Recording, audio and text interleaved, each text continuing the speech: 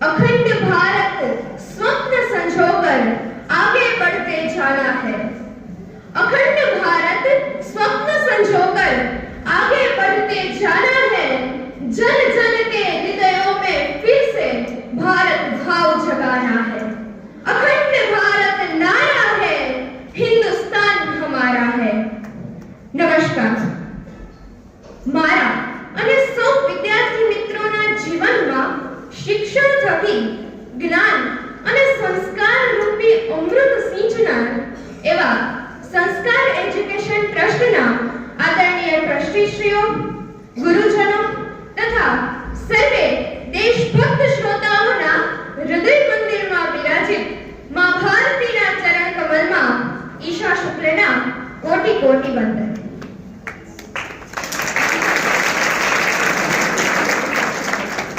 આજે હું આપની સમક્ષ રાષ્ટ્રીય એકતા અને અખંડિતતા અંગેના મારા વિચારો પ્રસ્તુત કરીશ। દુર્લભમ ભારતે જન્મમ। ભારતની આ પવિત્ર ભૂમિ પર જન્મ લેનારા આપણે સૌ ભારતવાસીઓ સદભાગ્યશાળી છીએ, કારણ કે આ ભૂમિ મુનિઓની તપસ્વીઓની ધરતી છે। શ્રી રામ, શ્રી કૃષ્ણ, બુદ્ધ, મહાવીરની જનની છે। આ પવિત્ર વસુંધરા પર શ્રેષ્ઠ ચરિત્રના હજારો મહાપુરુષો અને મહાનારીઓએ જન્મ લઈ ફક્ત ભારત જ નહીં પરંતુ સમગ્ર વિશ્વને સત્ય, પ્રેમ, એકતા અને અખંડિતતાનો સંદેશ આપ્યો હતો। અને આજે પણ ભારતમાં વિવિધ ધર્મો, જાતિ, ભાષા, પ્રાંત હોવા છતાં પણ ભારતની પ્રજામાં ગજબની રાષ્ટ્રીય એકતા જોવા મળે છે। हर रोज नया दिन, हर रोज नया पर्व है।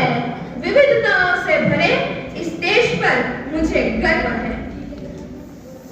આજે આપણા પ્રિય દેશ ભારતમાં ગરીબી, બેકારી, ભ્રષ્ટાચાર, આતંકવાદ અને આવી તો અસંખ્ય સમસ્યાઓ છે જે રાષ્ટ્રીય એકતા અને અખંડિતતાની સામે બાધારૂપ છે।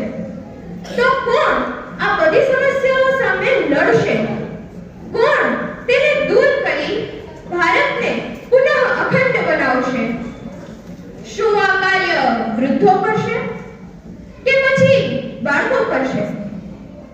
ના, આ કાર્ય આપણે એટલે કે યુવાનોએ જ કરવાનું છે, કારણ કે युवाओं के कंधों पर युग की कहानी चलती है। इतिहास उधर मुड़ जाता है जिस ओर ये जवानी चलती है।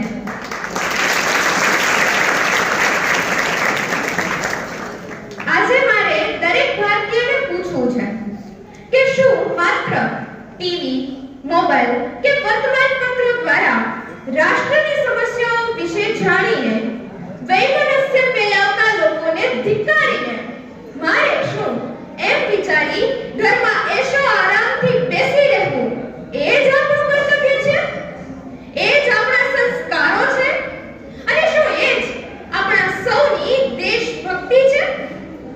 ક્યાં ગયો એ દેશભક્તિનો ભાવ જે હૃદયમાં ધરીને એક અમર શહીદોએ તન, મન, ધનથી સમર્પિત થઈ ભારતને અખંડ બનાવ્યું હતું? ભારતને પુનઃ અખંડ બનાવવા માટે આપણે સૌએ સંગઠિત થવું જ જોઈશે। અખંડ ભારત સ્વપ્ન સંજોकर हमें आगे बढ़ते जाना है। એટલે જ કહું છું, અખંડ ભારતનું શમણું છે આજ અમારી આંખોમાં। સમર્થ ભારત સર્જીશું પુરુષાર્થ કરી આ જીવનમાં। તો હવે પ્રશ્ન એ આવશે કે અખંડ ભારત બનશે ક્યારે? તો અખંડ ભારત ત્યારે બનશે કે જ્યારે આપણે પ્રત્યેક ભારતવાસીના સુખ અને દુઃખની અનુભૂતિ કરી એક પરિવારની જેમ રહીશું।